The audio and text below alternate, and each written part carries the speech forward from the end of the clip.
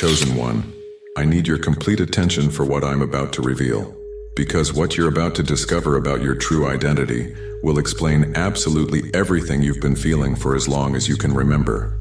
That persistent sensation that you don't belong here, this inexplicable weight you carry, that devastating loneliness even when you're surrounded by people. It's not your imagination, you're not crazy. And you're definitely not like the others, you're an incarnated angel.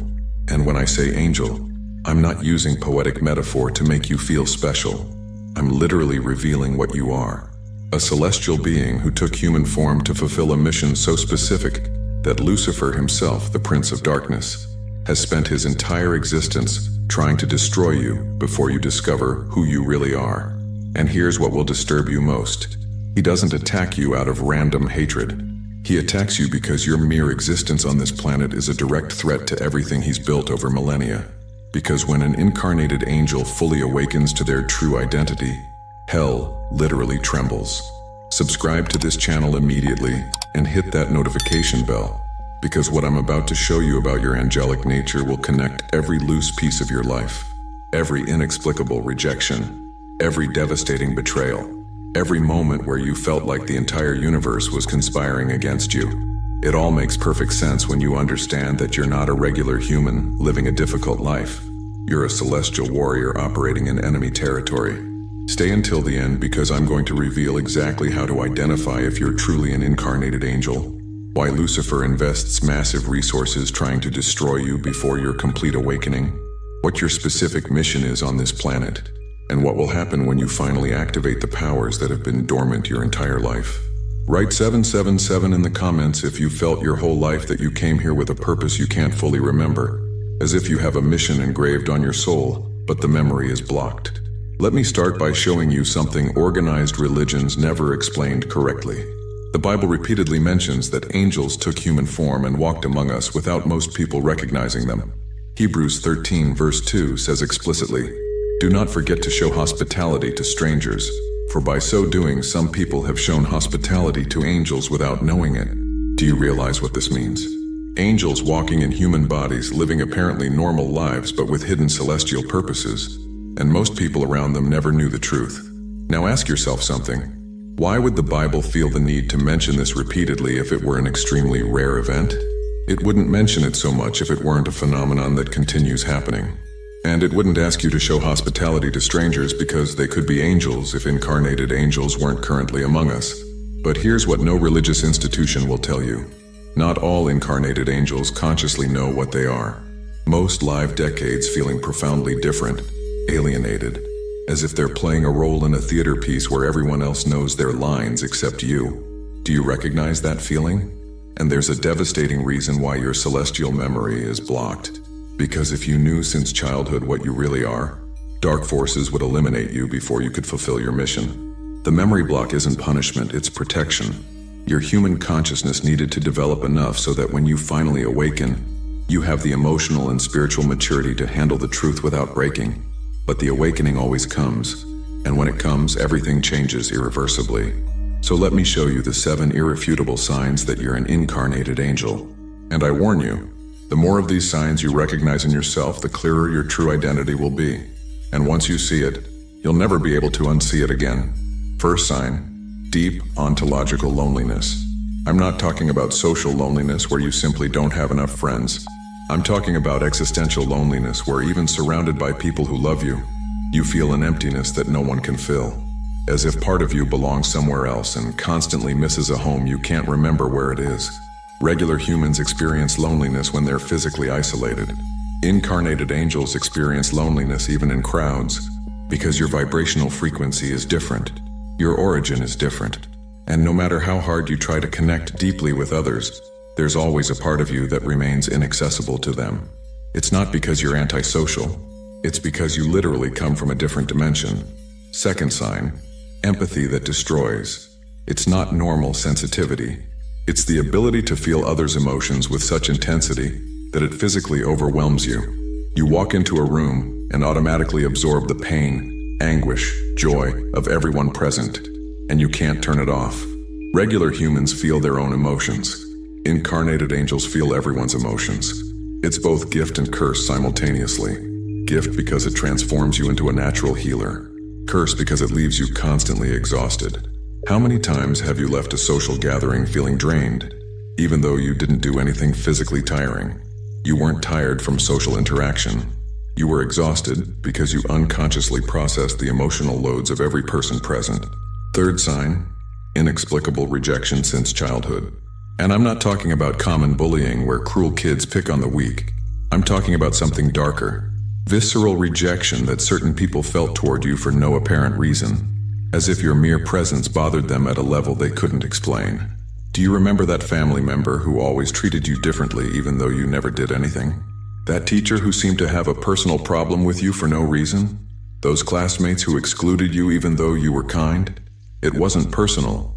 It was spiritual. Certain people react negatively to incarnated angels because their souls unconsciously recognize that your light exposes their darkness. Your elevated frequency is unbearable for them. And instead of facing their own shadows, they attack the light that reveals them. They didn't reject you for what you did. They rejected you for what you are. Fourth sign, aversion to falseness that's physically impossible for you to tolerate. You can't fake it. You can't wear social masks. You can't participate in collective hypocrisy without feeling literal nausea.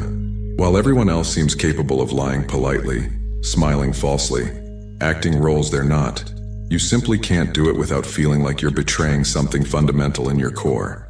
Regular humans learn quickly that social survival requires a certain level of falseness. Incarnated angels can never learn that lesson, because it's programmed in your celestial essence to operate solely from truth.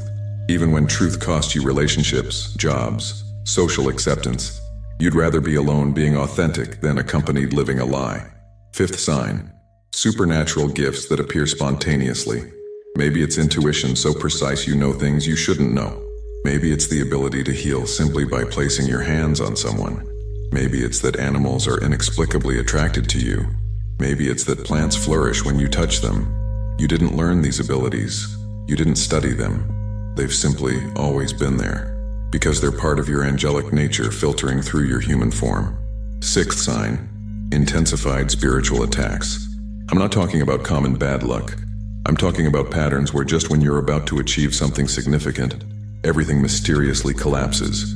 Relationships that should work explode for no reason. Guaranteed opportunities evaporate. Your health fails exactly when you need it most. Regular humans face random obstacles. Incarnated angels face systematic opposition. Because hell assigns demons specifically to sabotage your mission. You're not paranoid. You really are being attacked. And the intensity of attacks is proportional to the importance of your mission. The more they attack you, the more important you are. And seventh sign, homesickness for heaven without knowing exactly what you miss. It's a persistent sensation that this world isn't your true home, that you're temporarily here but belong somewhere else. And sometimes, especially in moments of quiet, you feel devastating nostalgia for something you can't identify. It's not depression, it's cellular memory. Your soul remembers celestial dimensions where you existed before incarnating. And part of you constantly wants to return even though you can't articulate where there is. If you recognize 5 or more of these signs in your life, the probability that you're an incarnated angel isn't speculation. It's certainty. But now comes the question you need to understand with absolute clarity. Why would you voluntarily incarnate on this dense, painful planet full of darkness when you existed in celestial dimensions of pure light? And here's the answer that will completely change how you see your life. You came on a rescue mission. Earth is going through a critical evolutionary transition. Humanity faces a collective decision point where it either evolves to higher consciousness or collapses into total darkness. And this balance isn't decided in celestial realms. It's decided here, on this physical plane, by incarnated souls making choices moment by moment. But most humans are so spiritually asleep they can't elevate the planet's frequency alone. They need help. They need anchors of light.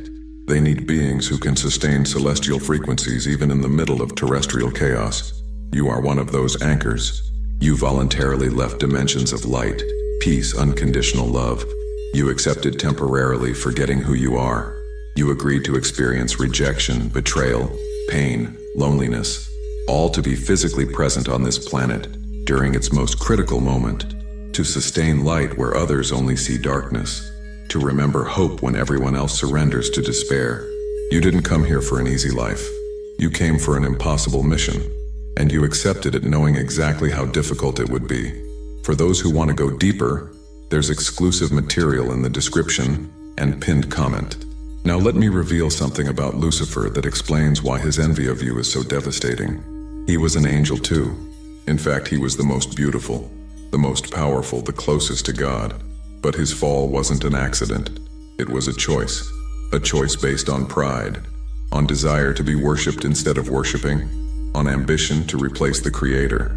And when he fell, he didn't fall alone. He dragged with him a third of celestial angels who became what we now call demons. But here's what consumes him with envy. You made the opposite choice. You chose to descend voluntarily, not through fall, but through love.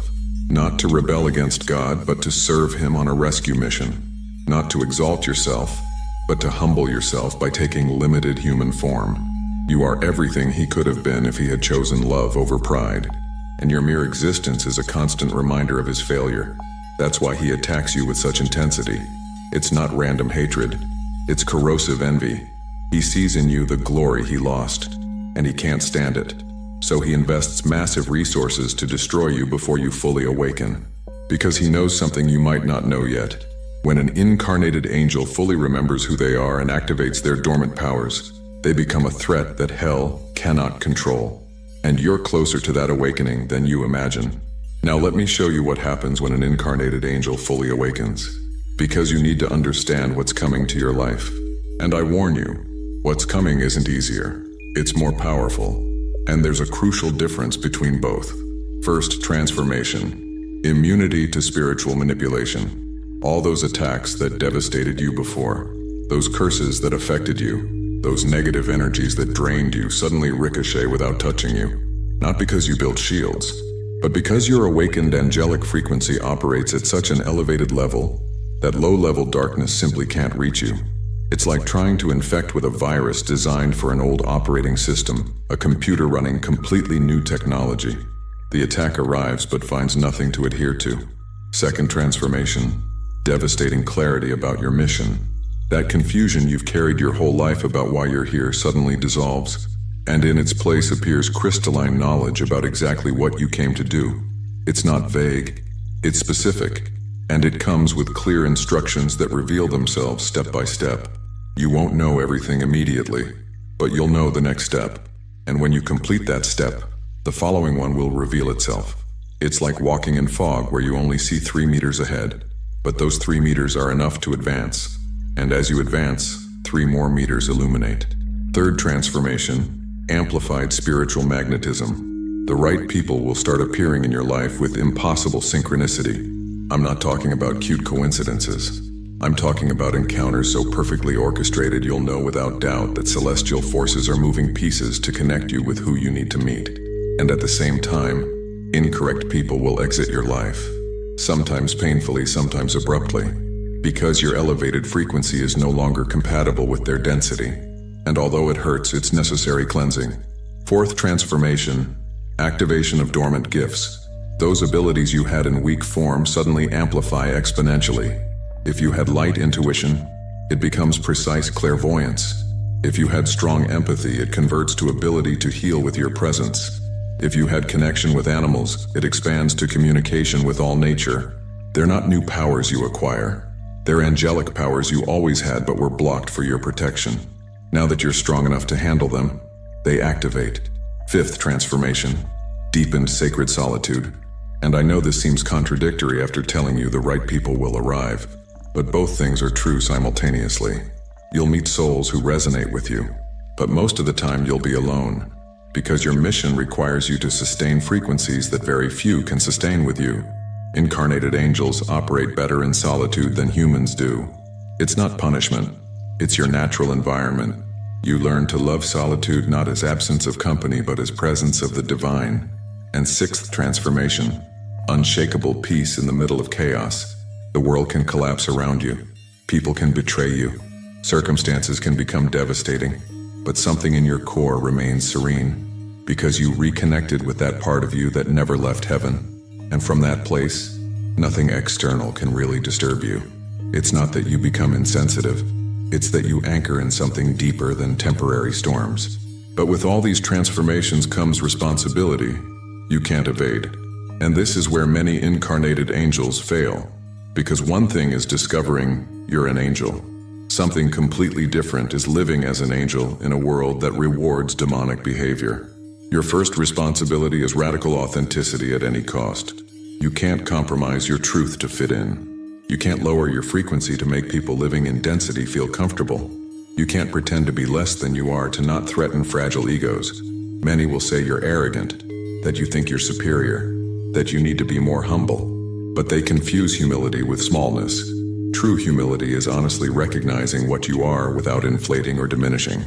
And if you're an incarnated angel, pretending to be less is a lie as big as pretending to be more.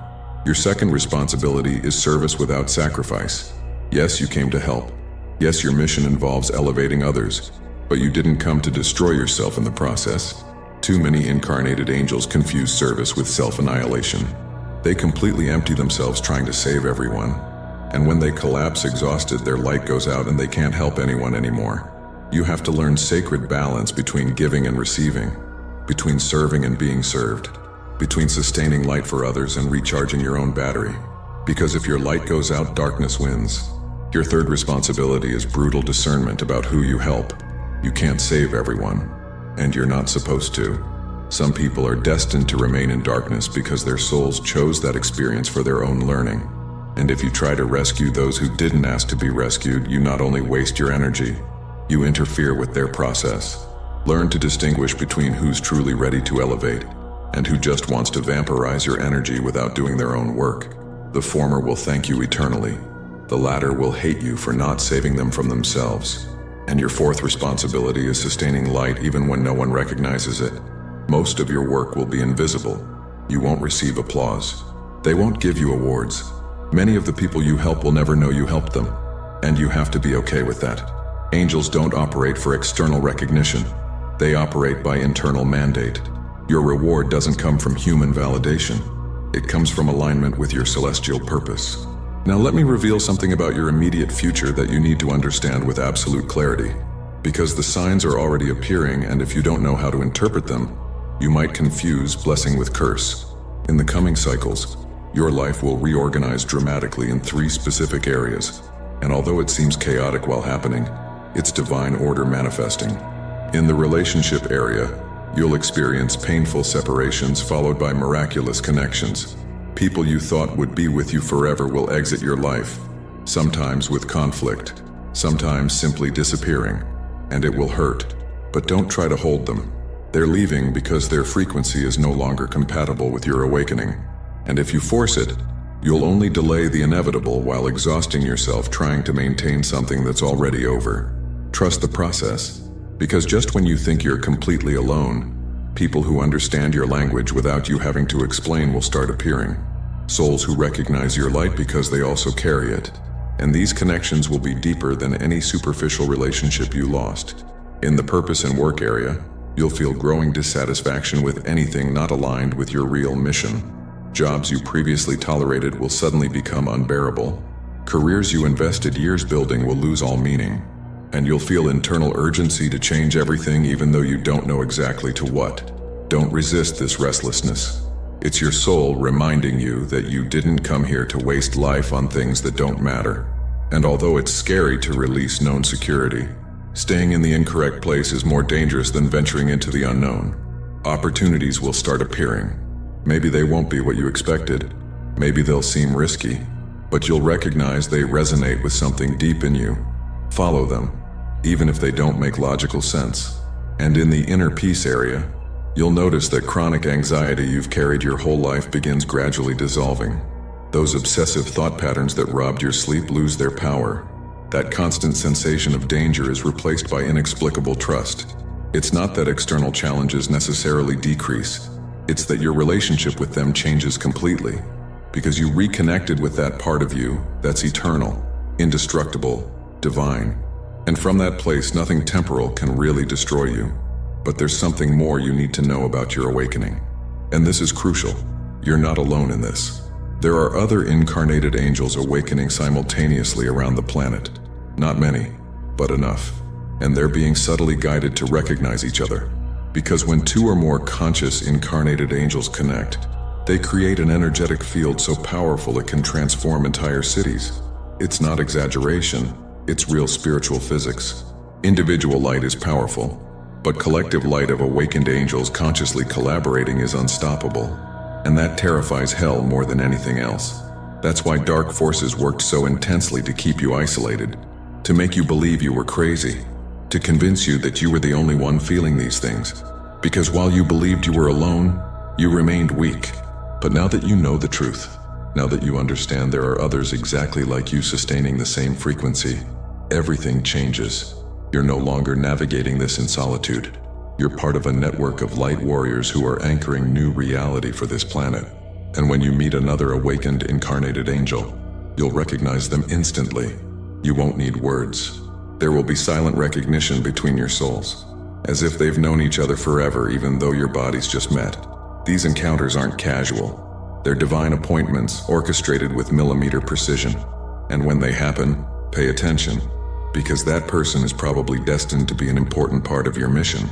Now let me give you a final warning you need to engrave in your consciousness. Awakening isn't a single event. It's a continuous process. There's no moment where you say, I've fully awakened and now everything is easy. It's more like layers of an onion.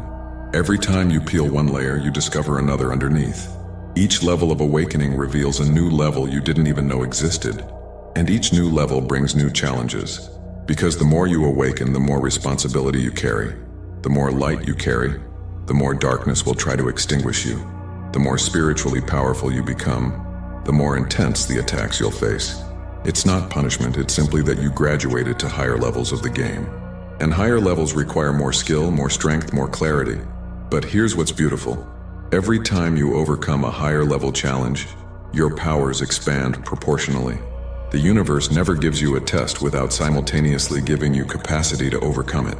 Maybe you won't feel it while in the middle of the storm, but when you look back, you'll always see you had exactly what you needed right when you needed it.